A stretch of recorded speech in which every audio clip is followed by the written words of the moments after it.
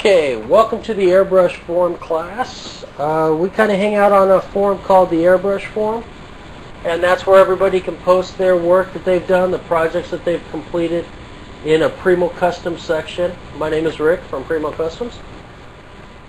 You can, after you get done with the artwork, or you're getting to a certain point, or you're having problems with it, stuck on something, you can make a post in there, and I will come in and answer the questions and try to help you along with that project during the week or whatever. So this is the continuation of the Wolf class. Thanks for coming in. And what we're going to do first is I'm looking at the dark areas here. Now I just put new dark gray in, so I have to make sure that it's the same gray as what I was using. So I'm going to go into a section and check the gray that's already the dark gray and make sure that that's the color we're looking at.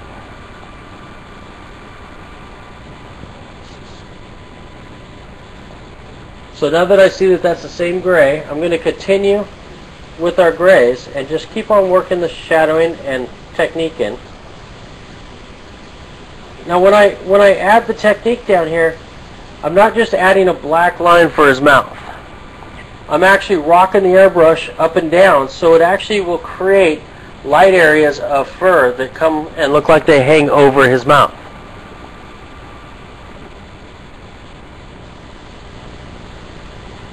So what we're doing right now is just adding the darkness of his mouth. Now what I notice a lot of people when they airbrush, they have a little bit of difficulty with getting the shading to look real nice and smooth. So I'll go a little bit over that. Most of this is fur, so we really don't have too much of a smooth area of shadowing. Everything is going to have to be lines, movement of lines and stuff like that. So we have to make sure that we continue with the lines so we get that hair look to it, the nice fur. But we also have to make sure that our lines are nice and smooth. So basically what I'm doing is I'm just kicking the airbrush up as I create a line. Now with these airbrushes, you push down for air and then you pull back on the trigger. The trigger actually pulls back, and when you pull back on the trigger, that pulls the needle back and allows more paint to come out. So what we're doing is, as we're spraying, I'm actually rocking that trigger back to pull paint out. Now as we pull it back, we have to push it off air. It shuts off the paint. Sorry for that. Air is pushing down, so as you pull back, you get more paint. As you push forward, the paint shuts off. So we have here we go again inside the room, and she actually airbrushes cakes. She or he airbrush cakes, which is pretty cool. We actually have a person on here, Biker Granny. She makes cakes and custom cakes, and she does a whole bunch of airbrushing on cakes also. And then she's also taken that and brought that into actually doing these classes and doing fine artwork with an airbrush. So that's pretty cool. That's awesome. Airbrushing cakes a little bit different. You use really low air pressure. The detail is not as extreme as what we get with painting on canvases and stuff. The worst part about airbrushing cakes is somebody's eating your artwork. So after a little bit of time, it's gone. At least you hope they're eating it. If they're not, then maybe the cake maker wasn't as good as the artist should have been.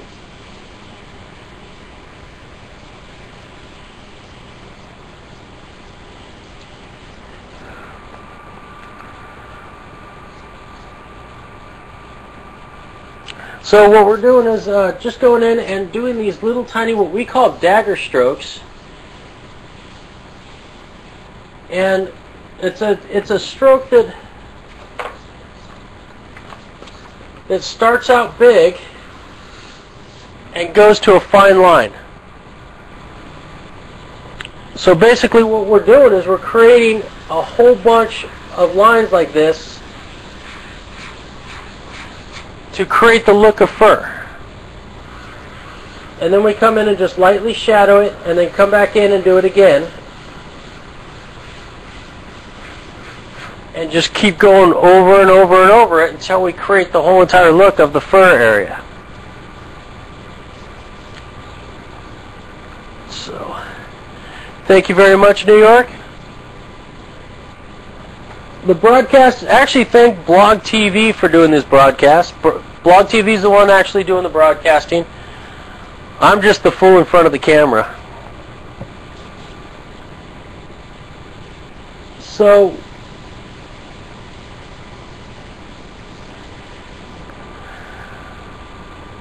actually it's a wolf. It's a wolf called Scar. We kind of named it Scar. Huskies and wolves look a lot alike if you notice inside the way that their hair is and everything.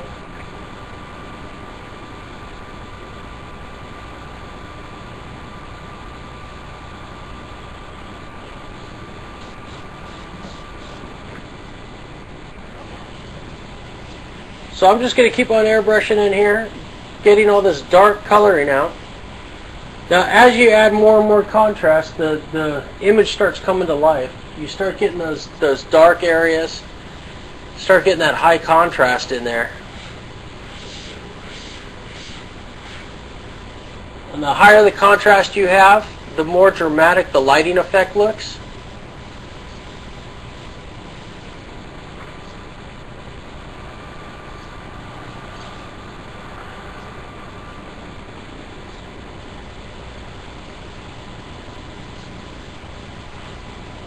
So once again, I want to thank you guys for coming to the broadcast. Hopefully you guys will enjoy the show and come back in many weeks. This show is actually a regular broadcast show from California. Our airtime starts at 2 o'clock Pacific Standard Time. Which if you scroll down, you can see there's a clock that kind of counts off when the class will be for you. But if you have colored pencils or crayons or anything, and you guys want to follow along, it kind of transcribes into any type of art.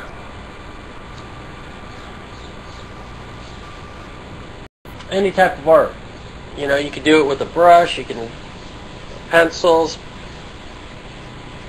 pens, any type. I use an airbrush. I've been using an airbrush for a long time. I do automotive style artwork. Anything I can get my hands on, I'll paint. We also do live t-shirt painting on Blog TV.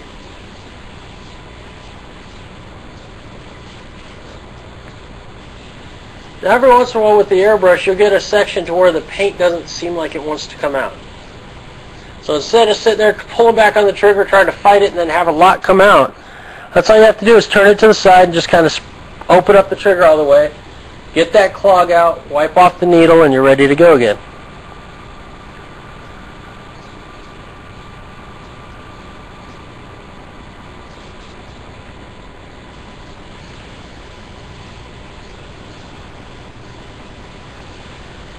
Now it's important to have a reference photo real close to you, whether you have somebody else's artwork in front of you or your own, or photographs. I've been known to take a lot of pictures from Astrometer in here and doing kind of like a solar scene or something like that. He has all these really nice pictures that he's taken. Give me a second, the compressor's running.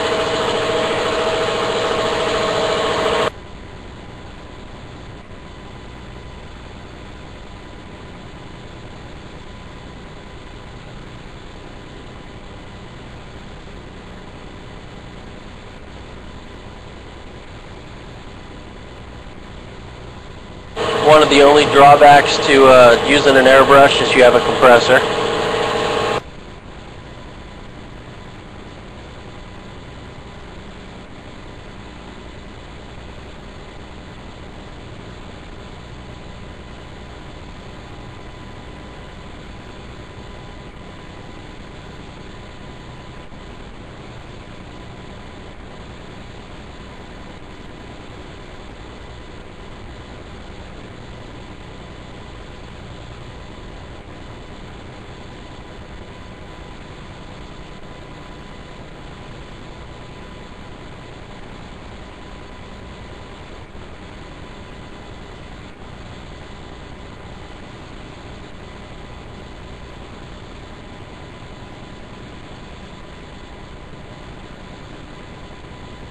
Alright, so maybe you guys can come inside the room and kind of tell me what you're about, why you're on blog, how long you've been on blog, some of the reasons why you're hanging out on blog.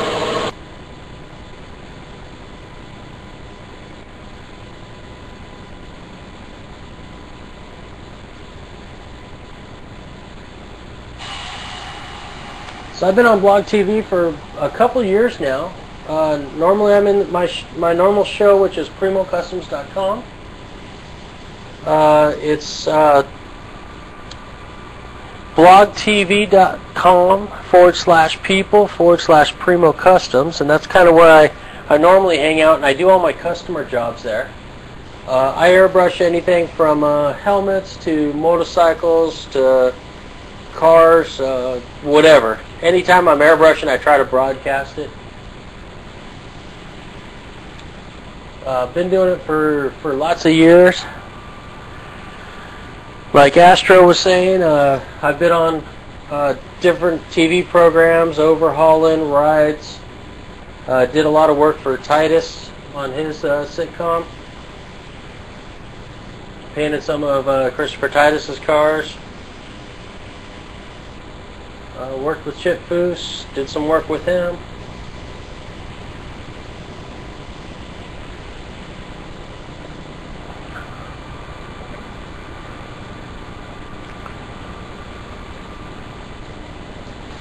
So right now I'm just trying to get this new site going, the airbrush site over here. We teach airbrushing every Saturday. So it's nice for you guys to come in, hang out with us on Saturdays. If you learn something, that's awesome. If not, just awesome to have new faces, new people coming in.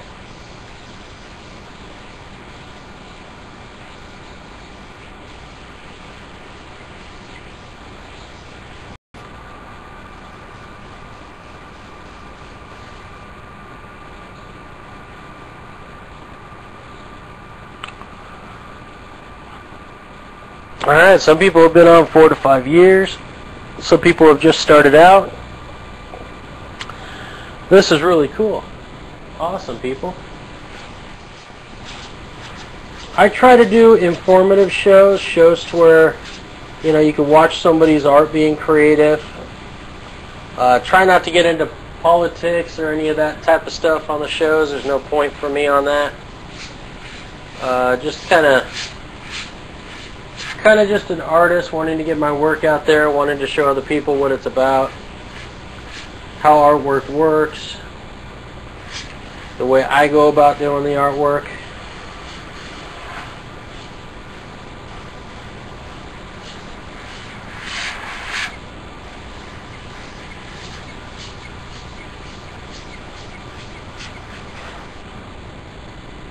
So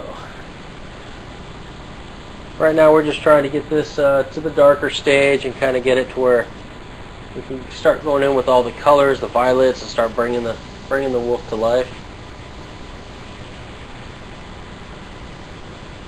Now you want each stage, each color to look like you could just finish up with that wolf. There's no point of going an extra color or something like that. And that means you're taking the time and doing the detail as you slowly progress.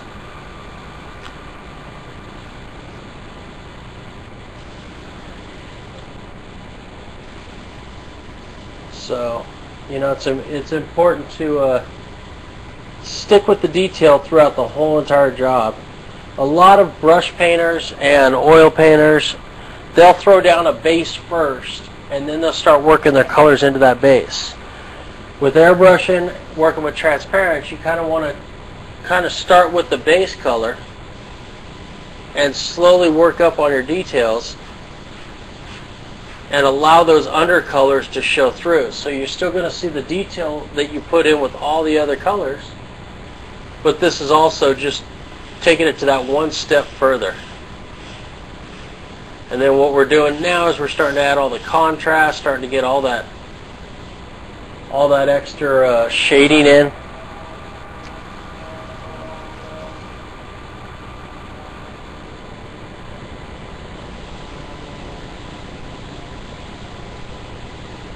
So what's cool about this wolf is it was a suggestion from a friend that's actually doing this on a job, and he wanted some pointers on what to do, how to achieve this look.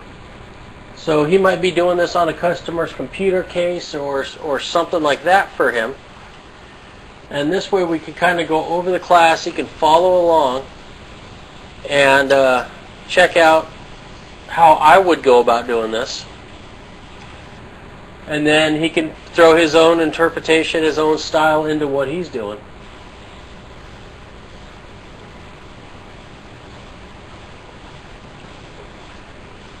Now there's a lot of different artists on Blog TV. There's Oski, who's a great artist on here. The one that got me started was a lady named Gail. Her show was God Bless Humanity, and she hasn't done too many shows recently. She's been busy, but she's the one that got me into doing it.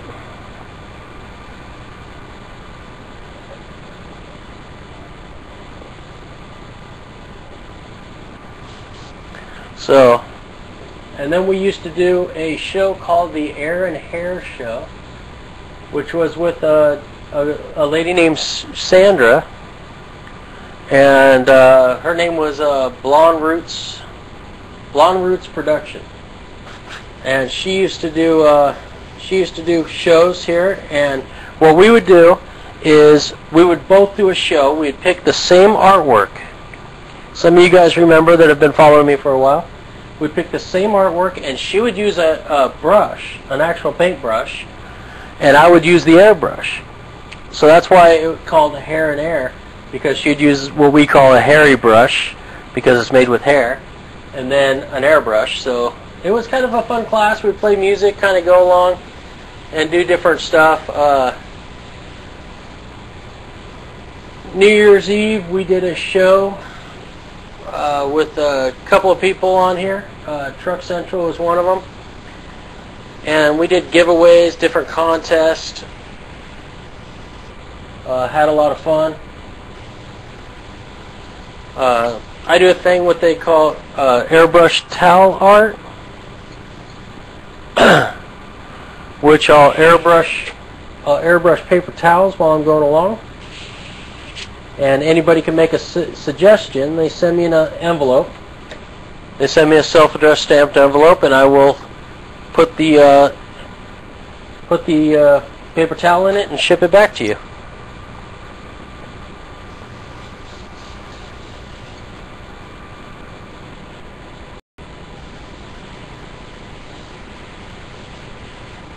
So, all right, I'm just kind of finishing this up as I go. Talking about what I'm doing is actually just adding little details.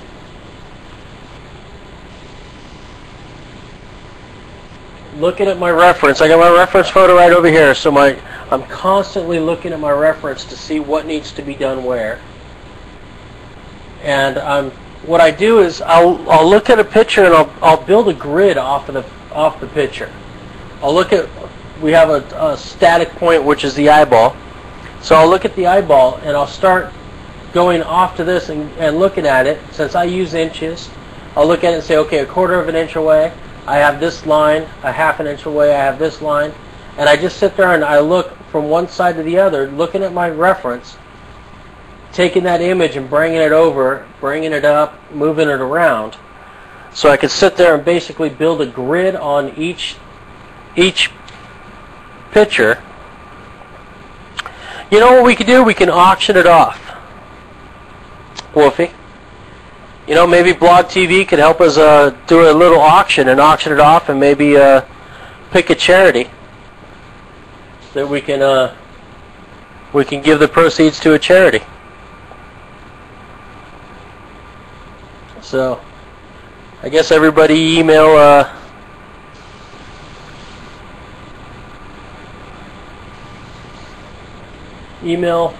me or Blog or somebody, and we'll try to get this set up. Maybe if somebody wants to take over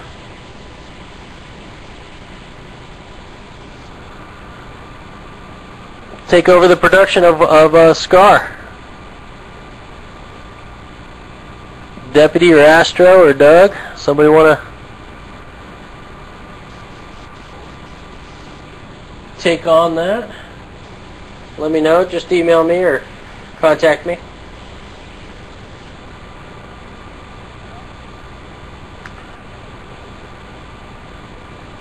Thanks, Ninja.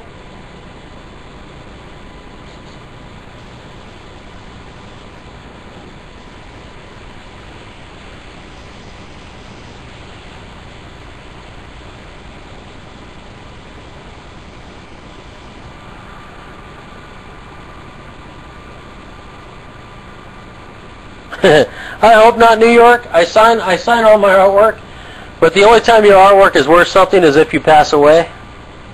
So I hope that, for my sake right now, that my artwork's not worth anything. I kind of like to stick around a little bit longer.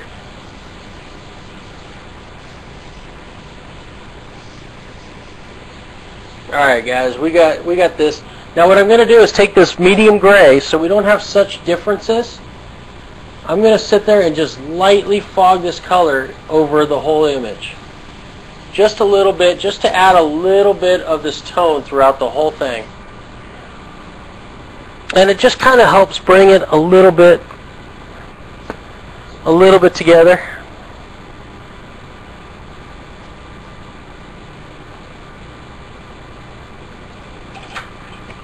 Okay, so now what I'm going to do is I'm going to clean up my airbrush. Now it's nice to have multiple airbrushes, but because we're doing a class style, I have to clean out my airbrush just like you guys would, because a lot of you guys don't have multiple airbrushes. When I do this for my job, I usually try to have 3 or 4 airbrushes that are going.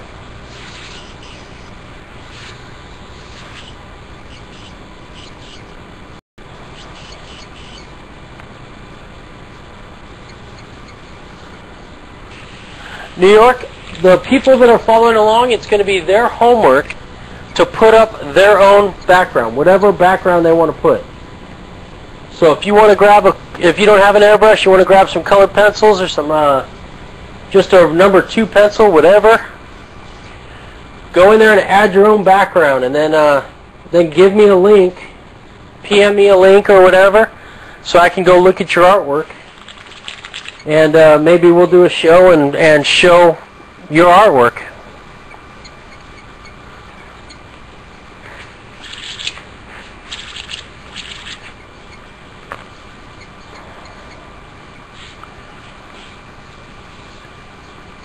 There you go. Hey, trying is the fun part, man.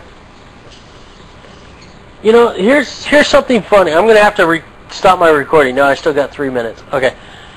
Here's what's funny. When we were kids, when we were 2, 3, 4, 5 years old, and I even do it still, grab a coloring book and sit there and try to color in the lines, and if it goes out, no big deal.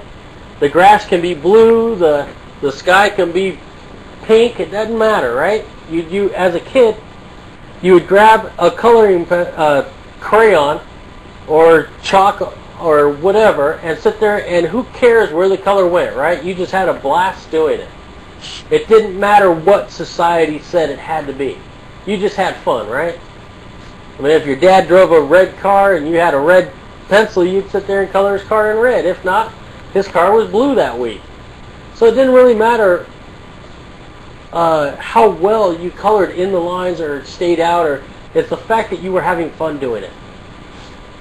And to me, that's what this is about. This is about having fun. Now, a lot of the artists that I'm teaching are working as a hobbyist, working into making money at it. So it's a hobby that you can actually make some money with. So once you start making money with it, then you have to get a little closer to the detail and start a little more understanding. But if not, have fun with it. If your wolf is green, it's green. There's no laws. There's no rules saying it has to be a certain way. The only rule is to have fun doing it. Try to have as much fun as you can.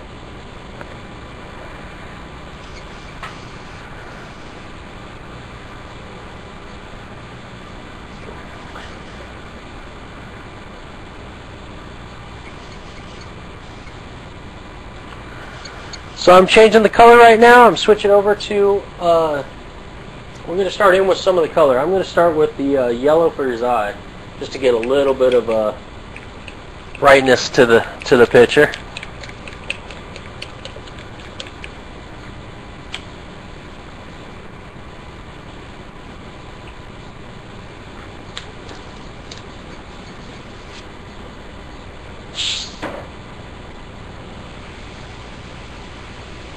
We're going to start out with a really bright yellow,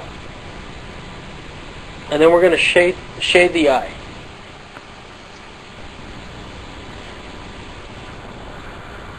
So now his eyeball is a really bright yellow.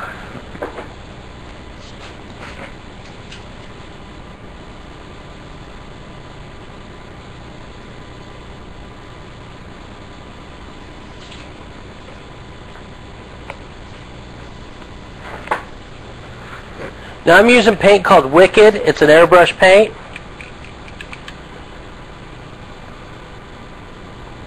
Well, this will not smudge. It's not a pencil. This is done in paint, so it's dry. Once you spray it, you're done.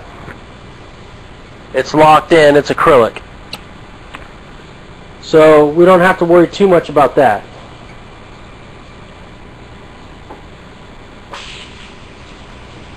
This paint is also designed for working with t-shirts. I could do clothing with it.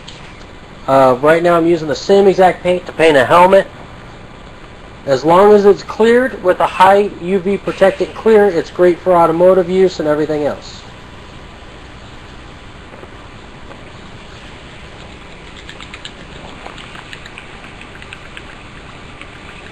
So yeah, thank you very much for the show. Let Blog TV know about what you guys think of the show by going down and leaving comments for me. Rate the show if you can. It'd be awesome if you guys can rate it.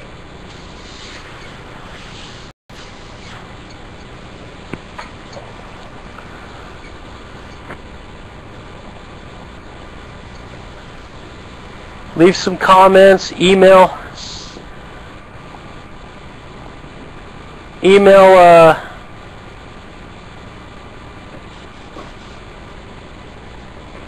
Blog TV, letting them know how much you like it.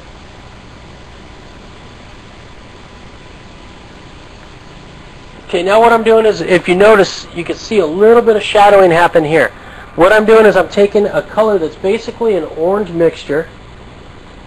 Let me get a paper towel here so you guys can see color.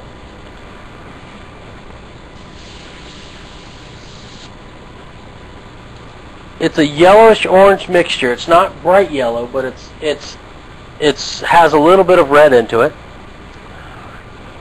And now what I'm doing is just coming in and shadowing the eye, which is the eyebrow is going to create a shadow right above the eye here, just right below that eyebrow. So we're going to come in and just hit that with that orange. And what that's going to do is that's going to sink the eyeball back a little bit.